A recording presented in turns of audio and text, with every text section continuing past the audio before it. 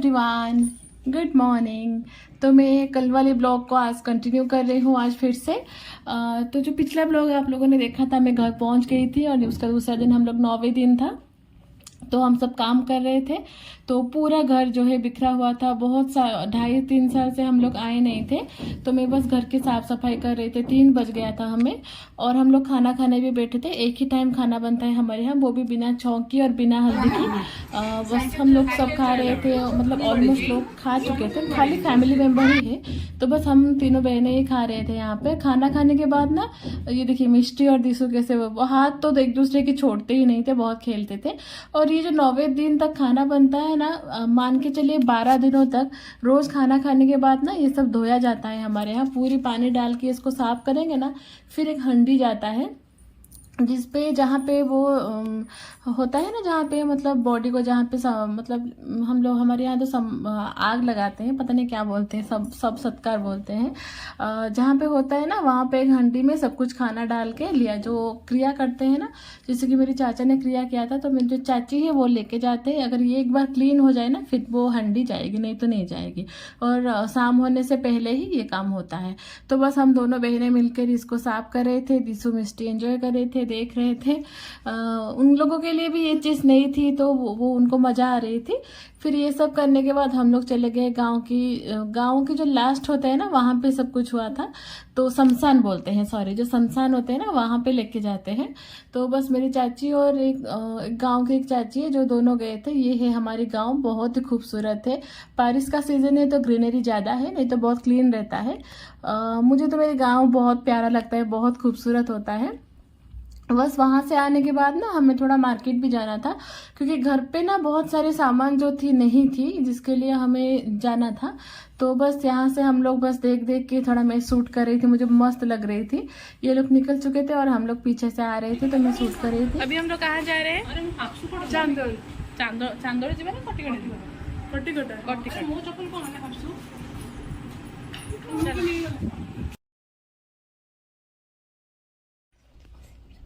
और बस हम लोग ऑटो में निकल गए थे। शाम नहीं हुआ था, 5 बजे तक हम लोग निकले थे। उड़ीसा में ना थोड़ा शाम जल्दी हो जाती है, और जैसे कि 5:30 बजे तक दिया बत्ती हो जाती है। तो बस हम लोग ऑटो में जा रहे थे। ये जो ऑटो वाले है ना, भैया है, वो पहचान के ही है, मतलब कहीं पे भी आना जाना होता है ना, तो उन्हीं के ऑटो में हम भरोसा करके जा सकते हैं। जैसे कि मैं ससुराल गई थी उन्हीं के ऑटो में, और मैं भुवनेश्वर लौटी भी ना, मतलब आने के लिए यहाँ के लिए, तो उनके साथ ही मैं आई थी।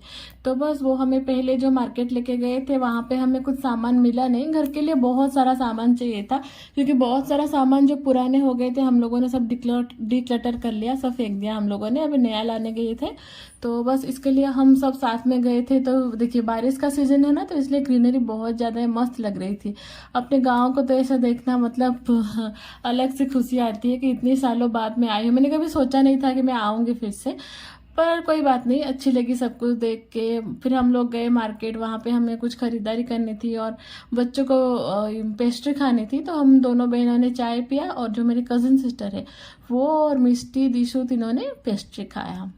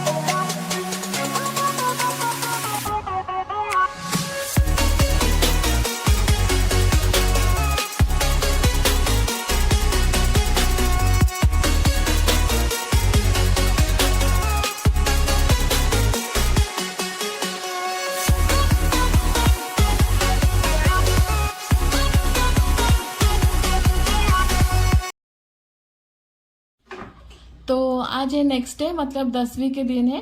तो सुबह से हम लोग झाड़ू पोछा सब कुछ धोना, ऐसे कि खिड़की दरवाज़ा सब कुछ, बाथरूम फ्रिज सब कुछ क्लीन किया जाता है, पूरा किचन को धोया जाता है। तो हम लोग वही कर रहे थे। बहुत मेहनत हुई थी उस दिन, 12 बजे तक सारा काम ख़त्म करना पड़ता है।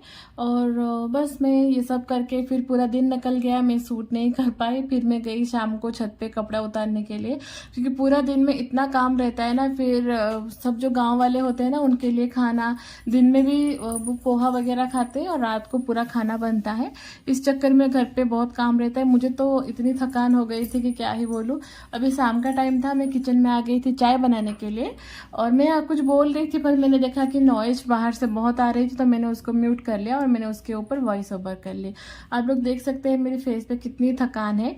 बस इस तरह से मेरा वॉशिंग मशीन भी एक साइड पे चालू था और एक साइड पे चाय बन रही थी। चाय भी मतलब 2 टाइप की बन रही थी। एक था मतलब बिना चीनी वाला, एक था चीनी वाला। मतलब जितने भी लोग खाना बना रहे थे सबके लिए चाय बन रही थी। हालांकि जो लेडीज़ होता है ना, मेरी दीदी, 2 दीदी, चाची सब है ना, वो लोग सब्जियां काट रहे थे, उनको भी चाय चाहिए था, पर उन्होंने इतना पिया नहीं है। पर मैंने बना लिया था। बस चाय बना के मैं चली गई थी वॉशिंग मशीन पे चेक करने के लिए, क्योंकि कपड़े हो गए थे। उसको मुझे रात को डाल देती तो सुबह तक भी सूख जाती, क्योंकि 11वीं के दिन ना मेहमानों का आना चालू हो जाता है।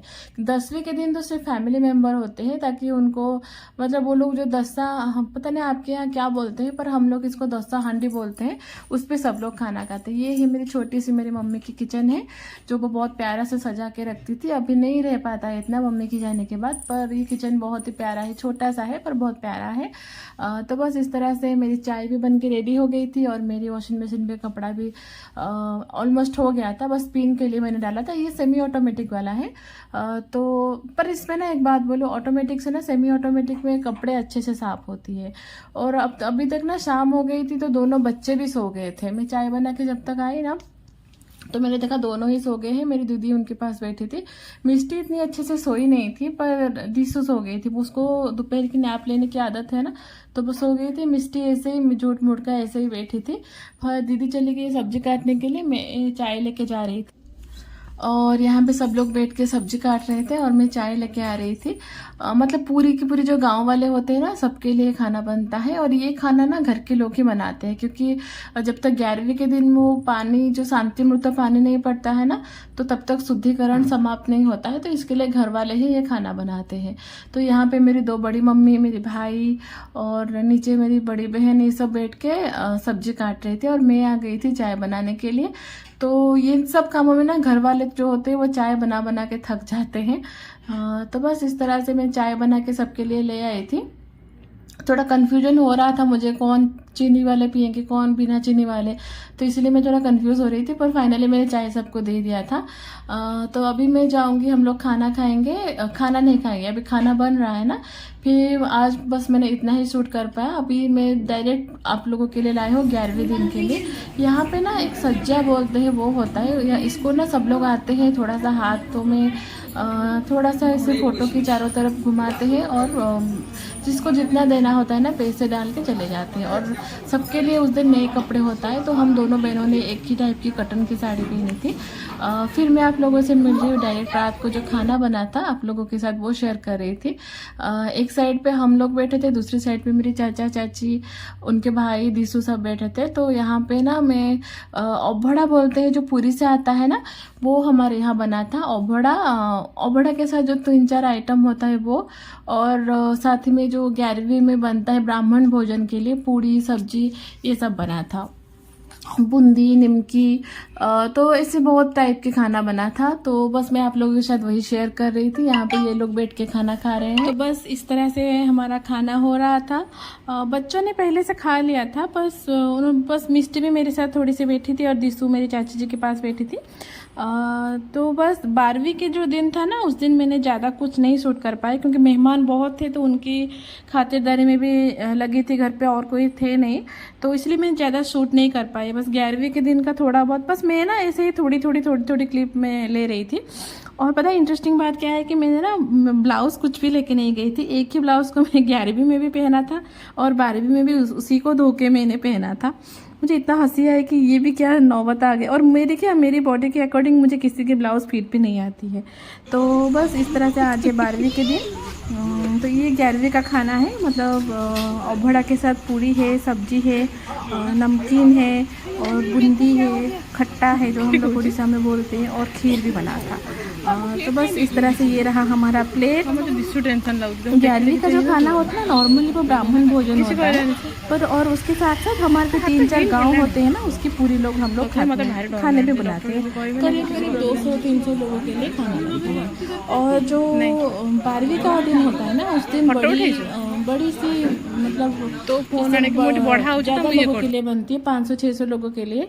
मेहमान रिश्तेदार सब उसी दिन आते हैं। उस दिन हमारे यहाँ नॉनवेज परोसा जाता है, क्योंकि 12 दिन तक कोई नॉनवेज नहीं खाते हैं ना, तो उस दिन हम लोग नॉनवेज करते हैं, तो पूरा सब लोग खाते हैं वो, क्योंकि नहीं तो फिर 1 साल तक नहीं खा पाएंगे।